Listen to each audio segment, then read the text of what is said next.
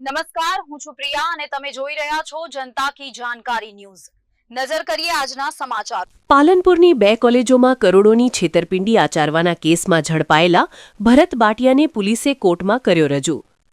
પાલનપુરની કોર્ટે ભરત બાટિયાના 5 દિવસના રિમાન્ડ કર્યા મંજૂર। પાલનપુરની 2 કોલેજોમાં કરોડોની છેતરપિંડી આચર્યાની ફરિયાદ નોંધાયા બાદ ભરત બાટિયાએ હાઈકોર્ટ અને સુપ્રીમ કોર્ટમાં મૂક્યા હતા આગોતરા જામીન।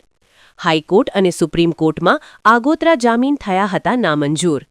ગઈકાલે પાલનપુર પૂર્વ પોલીસે ભરત બાટિયાની કરી હતી અટકાયત।